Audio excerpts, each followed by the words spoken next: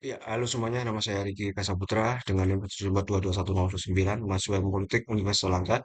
Pada video kali ini saya akan membahas teori politik mengenai negara kesejahteraan yang dikemukakan oleh J. Donald Moon. Teori ini bisa dibaca lebih lanjut dalam buku Handbook of Political Theory yang disunting oleh Gerald F. Gauss dan Chandran Lukatas.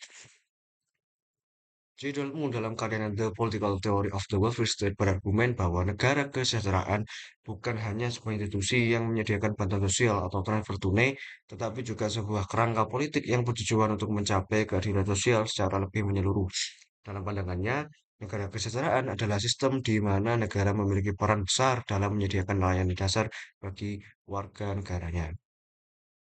Moon menekankan bahwa tujuan utama dari negara kesejahteraan adalah memastikan bahwa setiap individu memiliki akses yang setara terhadap kebutuhan dasar mereka, seperti pendidikan, kesehatan, dan perlindungan sosial.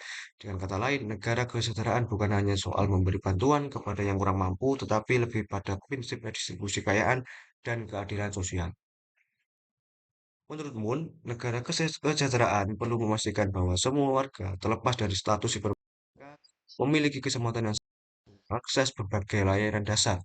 Ini berarti negara harus berperan aktif dalam mengelola distribusi sumber daya secara adil, termasuk memastikan akses yang merata terhadap layanan kesehatan, pendidikan, dan kesempatan kerja. Di dalam teori pun, negara kesejahteraan harus berfokus pada pembentukan kebijakan yang menjamin distribusi yang lebih adil dalam masyarakat. Ini termasuk kebijakan pajak progresif, di mana individu dengan pendapatan lebih tinggi membayar pajak yang lebih besar, yang kemudian digunakan untuk membiayai program sosial untuk merata untuk mereka-mereka yang lebih membutuhkan. Selain itu, Moon juga menyoroti pentingnya sistem jaminan sosial dan pensiun yang dapat diakses oleh seluruh warga negara.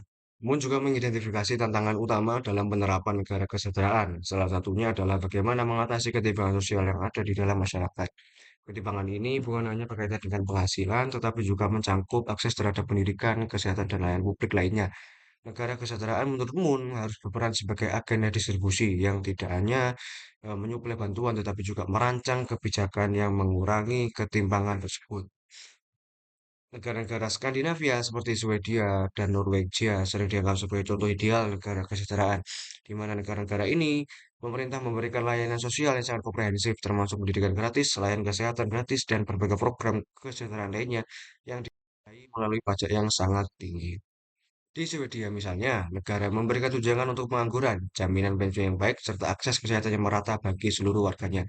Sistem pajak progresif yang tinggi memungkinkan negara untuk menyediakan layanan ini tanpa membebani kelompok masyarakat yang kurang mampu. Di Indonesia, meskipun belum sepenuhnya mengikuti model Skandinavia, ada beberapa program yang mendekati konsep negara kesejahteraan. Salah satunya adalah Jaminan Kesehatan Nasional atau JKN yang memberikan akses kesehatan kepada seluruh masyarakat tanpa atau terutama mereka yang berpendapatan rendah. Program JKN di Indonesia bertujuan untuk memastikan bahwa semua orang tanpa memandang status ekonomi dapat mengakses layanan kesehatan dengan biaya yang terjangkau. Selain itu, ada juga program Keluarga Harapan atau PKH yang memberikan bantuan langsung kepada keluarga miskin untuk membantu pendidikan anak dan perawatan kesehatan.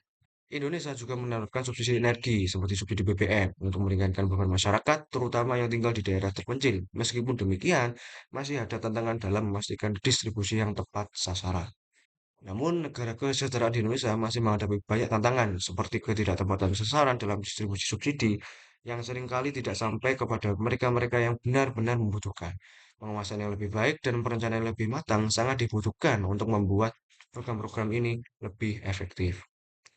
Secara keseluruhan, meskipun Indonesia belum sepenuhnya mengadopsi model negara kesejahteraan ala Skandinavia, langkah-langkah yang sudah diambil menunjukkan kemajuan dalam menciptakan kesejahteraan sosial bagi warga negaranya.